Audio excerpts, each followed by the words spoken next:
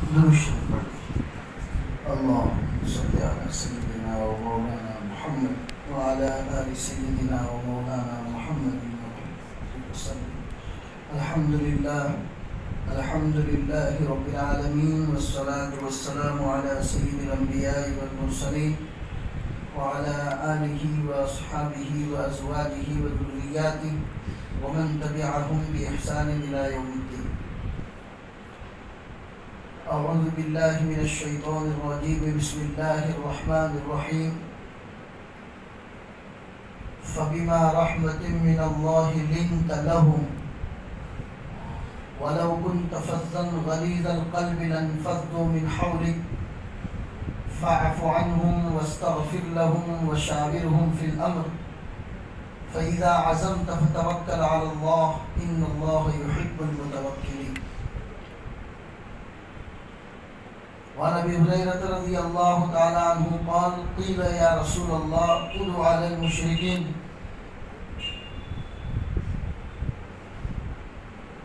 او كما قال عليه الصلاه والسلام۔ صدق الله العظيم وصدق رسوله النبي الكريم، ونحن على ذلك لمن الشاهدين والشاكرين والحمد لله رب العالمين۔ میرے محترم دینی بھائیو، گزشتہ ربیع الاول کے مہینے میں نبی پاک صلی اللہ علیہ وسلم کی سیرت کے مختلف پہلو کو کہنے اور سننے کی اللہ نے جو توفیق عطا فرمائی، دعا کرے کہ سیرت رسول اللہ کے ہر پہلو پر اللہ ہم سب کو عمل کرنے کی توفیق عطا فرمائے۔ اس لیے کہ ہم بڑے خوش قسمت ہیں کہ اللہ نے بغیر مانگے ہم سب کو امت محمدیہ میں پیدا فرمایا، اور محمد رسول اللہ صلی اللہ علیہ وسلم جیسی مبارک بابرکت ذات اللہ نے ہمیں عطا فرمائی، جن کی ذات ہم بندوں کے لیے مکمل اسوہ اور نمونہ ہے۔ جب سے دنیا بنی ہے اس دن سے لے کر آج تک اور آنے والی قیامت تک دنیا میں بڑے بڑے لوگ پیدا ہوئے، بڑے بڑے سورما پیدا ہوئے۔ کوئی کاروبار اور بزنس کے حساب سے اعلیٰ نمبرات پر تھے، کوئی مالداری میں اعلیٰ نمبرات پر تھے، کوئی بادشاہت اور سلطنت کو چلانے میں اعلیٰ نمبر پر تھے، کوئی معاشرہ اور سماج کے اندر اچھا ورچسپ رکھتے تھے۔ لیکن کسی آدمی کے بارے میں آپ یہ نہیں کہہ سکتے ہیں کہ یہ آنے والی نسل کے لیے اسوہ، نمونہ اور آئیڈیل۔ یہ بات صرف اور صرف آقا نامدار تاجدار مدینہ محمد رسول اللہ صلی اللہ علیہ وسلم کے بارے میں ڈنکے کے چوٹ پر کہی جاتی ہے کہ آپ ہی کی ذات اسوہ اور نمونہ ہے۔ انسان اپنی زندگی میں چاہے جس پہلو میں اگر وہ رہنمائی حاصل کرنا چاہتا ہے تو محمد رسول اللہ کی ذات کو چھوڑ کر کوئی دوسری ذات نہیں۔ اس لیے کہ کہا جاتا ہے کہ انسان کو کسی اور کے لیے آئیڈیل اور نمونہ بننے میں اس کے خود کے اندر 4 چیزوں کا ہونا ضروری ہے۔ سب سے پہلی چیز بتائی جاتی ہے تاریخیت، یعنی اس کی ذات خود ایک تاریخ ہو، اس کی ذات خود ایک ہسٹری ہو۔ محمد رسول اللہ انبیاء علیہ السلام میں سب سے اخیر میں آئے، لیکن ان کا تذکرہ سیدنا حضرت آدم علیہ السلام جو پہلے نبی ہیں انہوں نے بھی کیا۔ جتنی آسمانی کتابیں آئی، توریت، زبور، انجیل اور حضرت ابراہیم کے صحیفے، ان تمام میں محمد رسول اللہ کا تذکرہ بڑی شان اور بان کے ساتھ کیا گیا۔ تو آپ کی ذات اپنے اندر مکمل تاریخ اور مکمل ہسٹری رکھنے والی ذات تھی۔ ایسی ذات نہیں کہ جس کو ایک زمانے تک لوگ پہچانتے ہو اور اس کے بعد لوگ بھول جائیں۔ آپ کو تو دنیا بننے سے پہلے سے لوگ پہچانتے ہیں اور قیامت کی صبح تک لوگ یاد رکھیں گے انشاءاللہ۔ تو کسی بھی انسان کو آئیڈیل اور نمونہ بننے میں سب سے پہلی چیز جو ہونی چاہیے وہ تاریخیت، اس کی ذات میں ایک ہسٹری ہونی چاہیے۔ اور دوسری چیز بیان کی جاتی ہے کہ اس کے اندر کاملیت، مکمل پنا ہونا چاہیے۔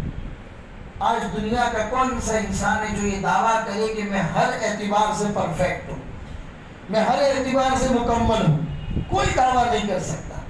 وہ ذات اگر کوئی ہے تو وہ محمد رسول اللہ صلی اللہ علیہ وسلم کی ذات ہے کہ جس کے اندر اللہ نے مکمل طور پر کاملیت اور مکمل پناہ پیدا کی۔ آپ کی ذات ہر اعتبار سے مکمل تھی، گناہوں سے پاک صاف معصوم، غفر له ما تقدم من ذنبه وما تأخر، اللہ نے پہلے سے ہی پروانہ دے دیا، محمد اگر آپ سے چھوٹی موٹی چوک اگر ہو بھی گئی ایڈوانس میں اللہ نے معاف کر کے رکھا۔ تو آئیڈیل اور نمونہ بننے کے لیے دوسری شرط انسان میں جو ہے وہ ہے کاملیت کا ہونا، اور تیسری چیز ہے جامعیت کا ہونا۔ انسان ہر اعتبار سے تمام صفات کو اپنے اندر جمع کیے ہوئے، کوئی انسان یہ نہ کہے کہ یار یہ تو میرا فیلڈ ہے، وہ فیلڈ میرا نہیں ہے، میں کاروبار کے لائن کا آدمی ہوں، نماز پڑھانا میرا کام نہیں ہے، میں وکیل کے لائن کا آدمی ہوں، ڈاکٹری میرا کام نہیں ہے، ڈاکٹر کہے کہ ڈاکٹری میرا کام ہے، وکیل میرا پیشہ نہیں ہے۔ ہر اعتبار سے جس میں جامعیت ہو اس کے اندر آئیڈیل اور نمونہ بننے کی طاقت ہوتی ہے، اور وہ ذات محمد رسول اللہ صلی اللہ علیہ وسلم کی دنیا کے جتنے ڈپارٹمنٹ انسانی ترقی کے اندر پائے جاتے ہیں، اگر وہ رہنمائی کرنا چاہتے ہیں تو محمد رسول اللہ کی ذات سے لے سکتے ہیں۔ کاروباری لوگ، بزنس مین لوگ اپنے بزنس کے تعلق سے اگر رہنمائی چاہتے ہیں، آئیے محمد رسول اللہ کی تعلیمات میں۔ اگر آپ دنیا کے رہنما بن کر پولیٹیکل ایشوز کے حساب سے اگر آپ دنیا کی ترقی اور دنیا کو آگے لے جانا چاہتے ہیں، آئیے محمد رسول اللہ کی ذات کی طرف، جنہوں نے 10 سال کی مدینہ المنورہ کی زندگی میں جزیرۃ العرب ہی نہیں، جزیرۃ العرب کے باہر تک پوری دنیا میں اسلام کا ڈنکا بجایا۔ 10 سال کے چھوٹے سے عرصے میں اگر آپ پوری دنیا کو لے کر چلنا چاہتے ہیں، محمد رسول اللہ کی ذات آپ کے پاس موجود ہے۔ اگر آپ کسی عورت کے شوہر ہیں، آپ کے لیے رہنمائی محمد رسول اللہ کی ذات میں موجود ہے۔ اگر آپ کسی بیٹی کے باپ ہیں، آپ کے لیے رہنمائی محمد رسول اللہ کی ذات میں موجود ہے۔ آپ خاندان اور معاشرے کے بڑے انسان ہیں، لوگ آپ سے مشورہ کرنے کے لیے آتے ہیں، آپ کو رہنمائی چاہیے، محمد رسول اللہ کی ذات میں رہنمائی موجود ہے۔ تو آپ کی ذات ہر اعتبار سے جامعیت اپنے اندر لیے ہوئی تھی۔ اور چوتھی چیز جو ہونا ضروری ہے، وہ سب سے بڑی، سب سے اہم اور سب سے امپورٹنٹ، وہ ہے عملیت۔ خالی کرسی کے اوپر بیٹھ کر بات کر دینا یہ تو بڑا آسان ہے، اپنی عملی زندگی میں جو ہم بولتے ہیں وہ میری زندگی میں ہے کہ نہیں ہے، یہ سب سے زیادہ امپورٹنٹ ہے۔ اللہ کے رسول صلی اللہ علیہ وسلم نے 23 سال کی دعوتی زندگی، نبوت ملنے کے بعد کی 23 سال کی زندگی، صرف لوگوں کو باتیں نہیں کہی، لوگوں کو رہنمائی نہیں کی، بلکہ کر کے دکھایا۔ روایتوں میں یہاں تک آتا ہے کہ ایک عورت اپنے بچے کو لے کر آئی اور شکایت کرنے لگی کہ یہ میٹھا زیادہ کھاتا ہے، گڑ زیادہ کھاتا ہے، آپ کچھ نصیحت فرما دیجئے۔ حضور فرمانے لگے کہ اس کو آئندہ کل لے کر آؤ۔ وہ عورت دوسرے دن جب اپنے بچے کو لے کر آئی، اللہ کے رسول نے اس بچے کو پیار سے، محبت سے اٹھایا، اپنی گود میں رکھا، سر پہ اس کے بالوں میں ہاتھ پھیرا اور فرمایا کہ بیٹا زیادہ میٹھی چیز نہیں کھایا کرتے، آپ کے جسم کے لیے نقصان دہ ہوگی۔ بچے نے وعدہ کیا کہ ہم نہیں کھائیں گے، اللہ کے رسول نے بچے اس کی ماں کو واپس کر دیا۔ عورت کہنے لگی یا رسول اللہ میرے ماں باپ آپ پر قربان، یہ بات تو آپ کل بھی کہہ سکتے تھے، آپ نے مجھے آج بلایا۔ حضور نے فرمایا کل تک میں خود میٹھا کھاتا تھا۔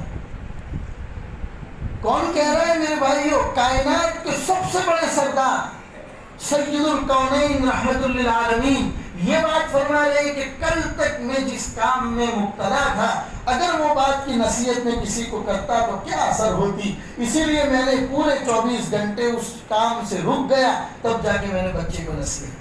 آپ کی پوری زندگی عملیت تھی، عمل کر کے دکھایا۔ دنیا میں اسلام جتنا پھیلا میرے بھائی، دنیا میں جتنا اسلام پھیلا ہے، اس کی ہسٹری اگر آپ معلوم کریں گے، وجوہات، ریزنز، آپ معلوم کریں گے تو آپ کو پتہ چلائے گا کہ سب سے بڑا کردار اخلاق محمدی کا رہا. محمد رسول اللہ کے اخلاق کا کردار سب سے بڑا رہا. اسلام سب سے پہلے ہندوستان کے اندر جو آتا ہے سن ہجری 80 وغیرہ کے علاقے کے اندر، مالابار، کیرلا وغیرہ کے ساحلی سمندر کے کناروں پر اسلام اترتا ہے. مسلمان جہاز لے کر ہندوستان میں پہنچتے ہیں، کسی کو دعوت نہیں دے رہے ہم مسلمان ہیں تم بھی مسلمان بن جاؤ، نہیں، وہ صرف ہندوستان کی سرزمین کے اوپر آ کر وہاں کے سامان کو ہندوستان میں بیچتے ہیں. ہندوستان سے گرم مسالے کا سامان لے جا کر عرب کے بازاروں میں بیچتے ہیں اور کچھ نہیں کرتے. لیکن ان کا لین دین، ان کا لوگوں سے بات کرنے کا انداز، ان کا اپنے دوسرے تاجروں کے ساتھ گفتگو کرنے کا انداز، روپیوں اور پیسوں کے لین دین کے معاملات پورا اسلامی نظام کے مطابق تھا. لوگ دیکھ کر اسلام میں داخل ہو گئے. تو حضور کی پوری زندگی عملی میدان تھی میرے بھائی. تو میں نے بتایا کہ دنیا میں جس کو بھی اگر آئیڈیل اور نمونہ بننا ہے اپنی قوم کے لیے، اپنی اولاد کے لیے، اپنے بچوں کے لیے، اپنے معاشرہ، سماج اور سوسائٹی کے لیے، تو ضروری ہے کہ اس میں 4 چیزیں پیدا ہو جو میں نے آپ کو بتائی.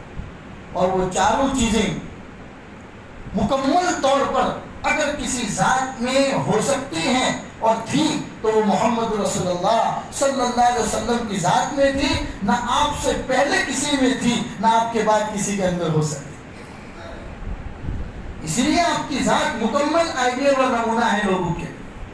اسی لیے ہم بار بار کہتے ہیں میرے بھائیو، سیرت کو پڑھو. سیرت کی کوئی کتاب جس زبان سے آپ کا تعلق ہو، آپ گجراتی اچھی جانتے ہیں تو گجراتی زبان میں، اب ہندی اچھی جانتے ہیں تو ہندی زبان میں، انگریزی زبان آپ اچھی جانتے ہیں تو انگریزی زبان میں، کسی نہ کسی زبان میں ایک کتاب سیرت رسول اکرم صلی اللہ علیہ وسلم کے بارے میں کوئی مسلمان ایسا نہیں ہونا چاہیے کہ اس کے پاس وہ کتاب نہ ہونی بھی چاہیے. آپ کے بیڈ پر، آپ کے تکیے کے بازو میں، آپ کے سرہانے پر وہ کتاب رکھی ہوئی ہونی چاہیے. جب بھی آپ بستر کے اوپر سونے کے لیے جائیں، زیادہ نہ صحیح کم از کم سیرت رسول اللہ کی کتاب کا ایک صفحہ کم از کم پڑھ کے ضرور سویا کریں. اس لیے کہ آپ دنیا میں کتنی ترقی کر لو، آپ کی زندگی میں، آپ کی لائف اسٹائل میں محمد رسول اللہ کی سیرت نہیں ہے تو آپ مکمل طور پر ادھورے، آپ کامل ہو ہی نہیں سکتے. چاہے دنیا آپ کو بیسٹ بزنس مین کا ایوارڈ دے، چاہے دنیا آپ کو بہترین مالدار، اول نمبر کے مالدار ہونے کا ایوارڈ دے، لیکن آپ کامل نہیں ہو سکتے جب تک کہ آپ کی زندگی میں سیرت رسول اللہ صلی اللہ علیہ وسلم نہیں. اسی لیے میرے بھائیو، عہد کرو، وعدہ کرو کہ انشاءاللہ سیرت رسول اکرم صلی اللہ علیہ وسلم کو اپنی زندگی میں اپنائیں اور سیرت کے ہر پہلو کو. پھر آپ جس فیلڈ میں، آپ بزنس مین ہیں تو بزنس مین کے لیے رسول اکرم صلی اللہ علیہ وسلم کے کیا کیا اصول اور طریقے ہیں اس کو آپ پڑھیے.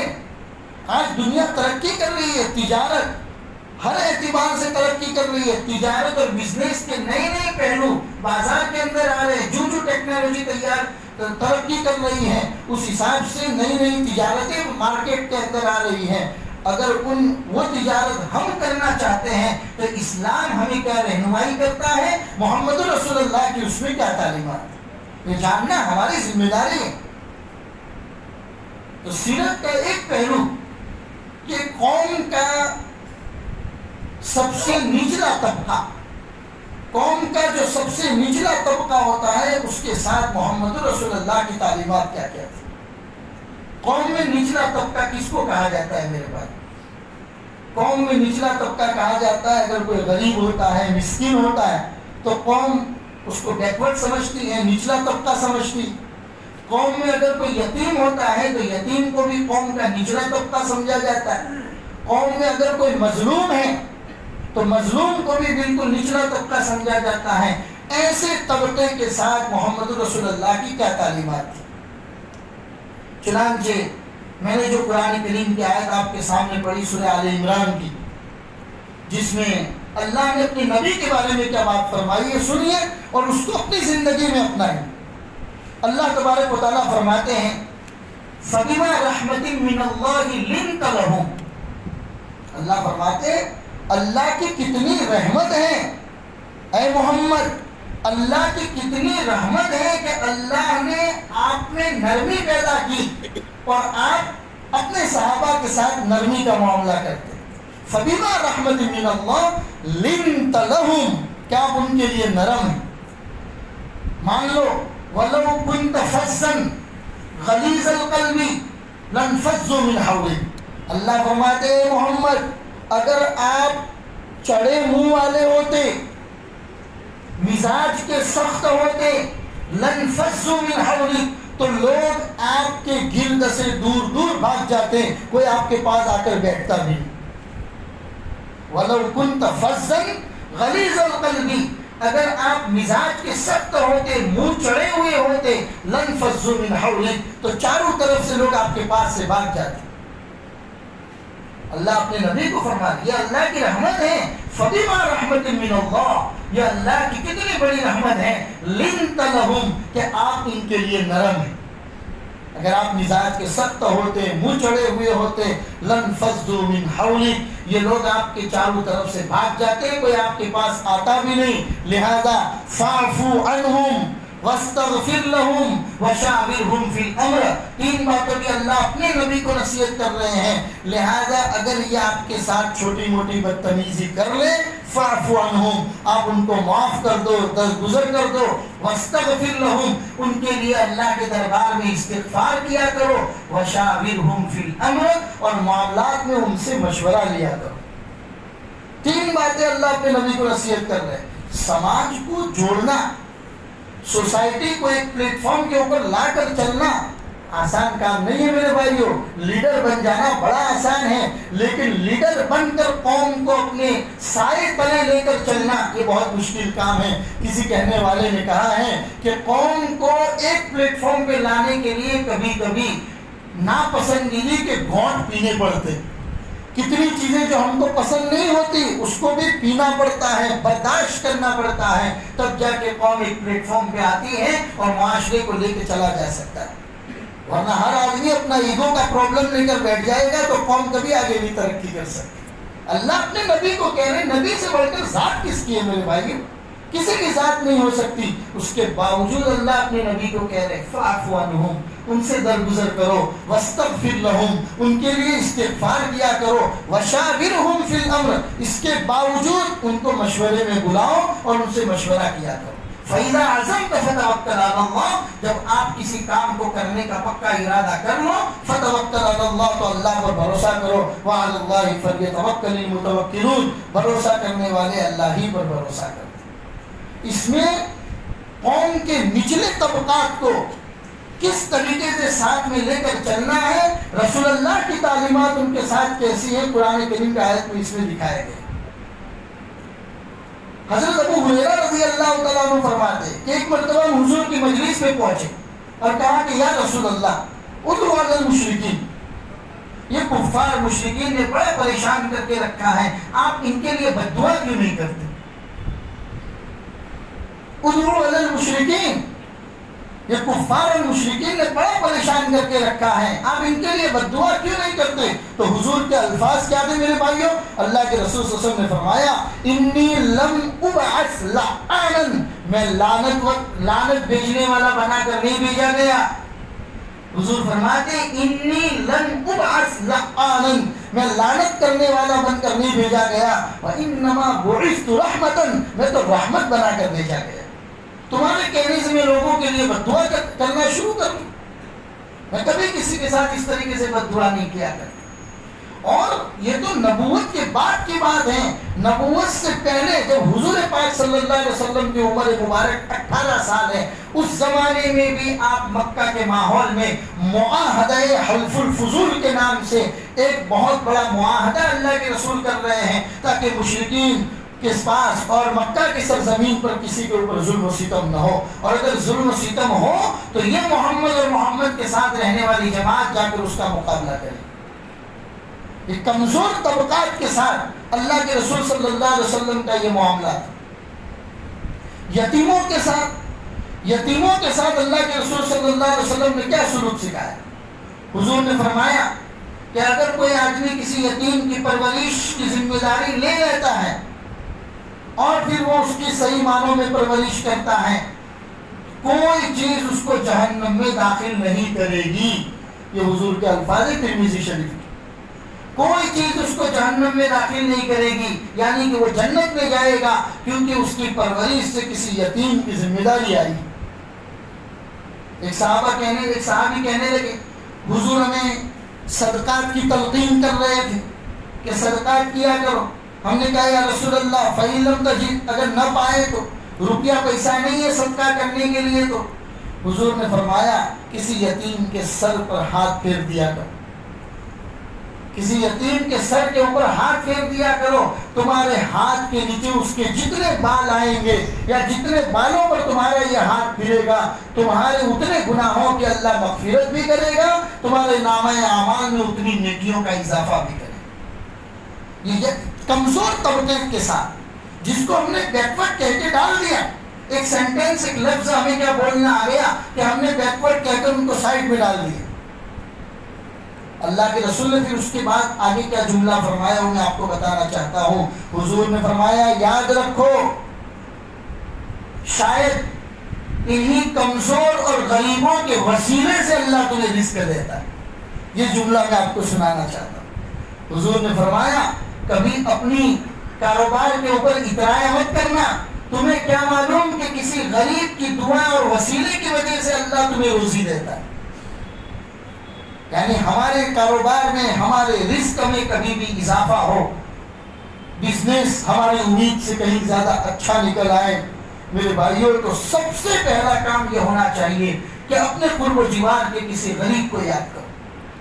کیا معلوم کس غریب کی دعا کی وجہ سے یا کس ضرورت مند کی ضرورت میں ہم کبھی کام آ گئے ہو اور اس کی دعا کی وجہ سے اللہ نے کہیں کاروبار میں اضافہ کر دیا۔ تو یہ نچلے طبقے کے ساتھ، نچلا طبقہ جو ہے ان کے ساتھ اللہ کے رسول صلی اللہ علیہ وسلم نے طریقہ سکھایا، اور پھر فرمایا اگر وہ یتیم کی پرورش ایسے کرتا ہے تو کل قیامت کے دن جنت کے اندر وہ اور میں اس طریقے سے رہیں گے۔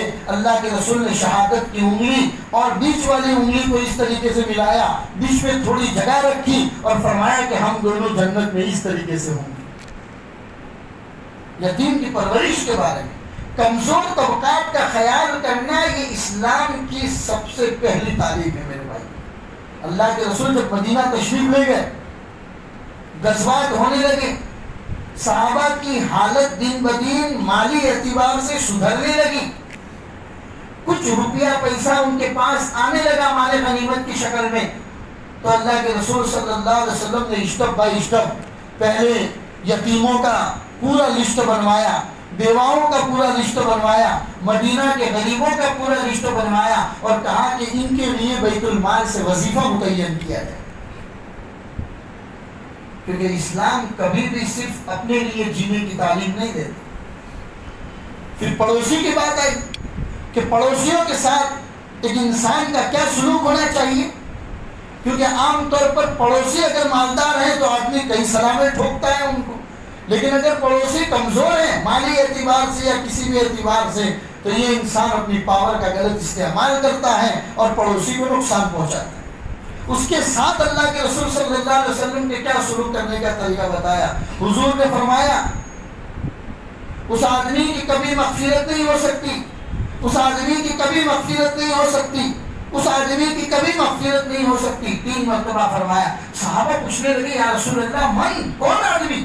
حضور نے فرمایا کہ وہ آدمی کہ جس کی وجہ سے اور جس کی برائی کی وجہ سے اس کا پڑوسی محفوظ ہو۔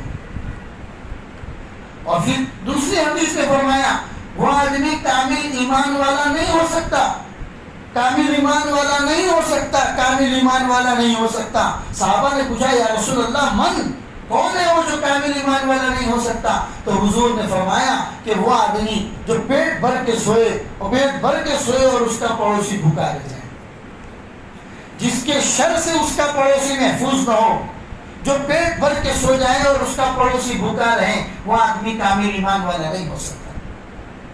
یہ بات کی تعلیم دی اللہ کے رسول صلی اللہ علیہ وسلم نے صحابہ کہ ہمیشہ کمزور طبقات کی رعایت کی جائے، اور اسی کا اثر تھا۔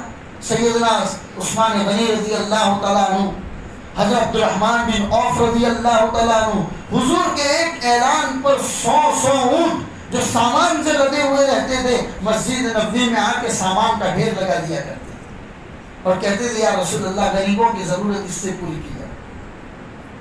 کہنے کا مطلب اسلام ہمیشہ کمزور طبقات کو کیسے لے کر چلنا ہے اس کی روحیات اور اس کا طریقہ سکھاتا ہے۔ ابو ذر غفاری رضی اللہ تعالیٰ عنہ کی ایک روایت میں نے پڑھی، وہ روایت سوچا آپ کو پڑھ کر سنا دوں۔ حضرت ابو ذر غفاری رضی اللہ تعالیٰ عنہ فرماتے ہیں میرے آقا محمد رسول اللہ صلی اللہ علیہ وسلم نے مجھے چند چیزوں کی نصیحت کی۔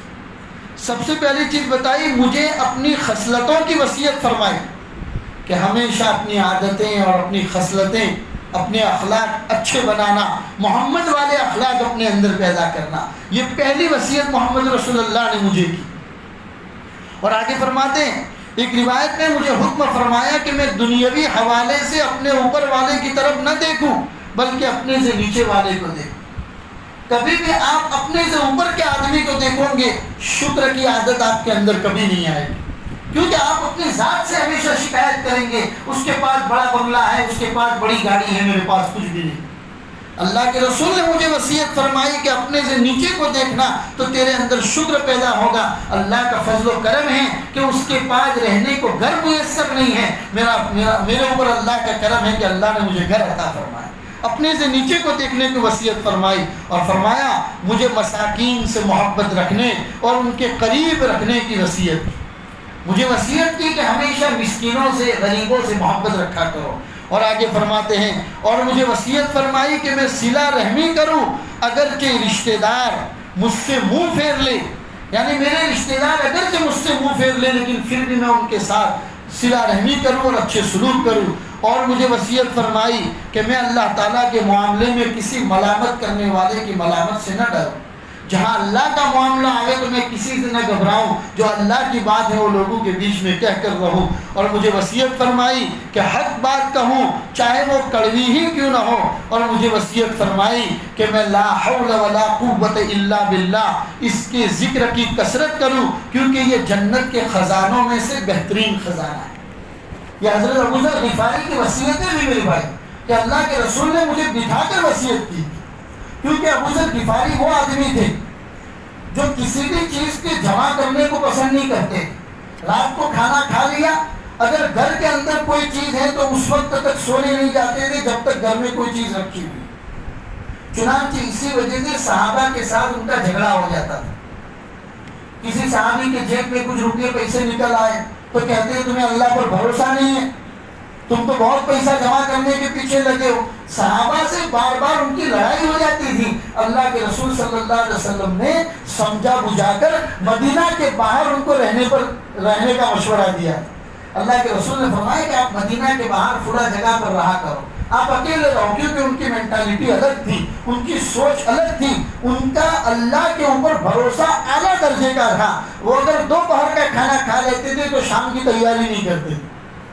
اس لیے اللہ کے رسول ان کو بلا کر الگ الگ وصیتیں فرماتے تھے، جو وصیتیں میں نے آپ کو ابھی بیان کی۔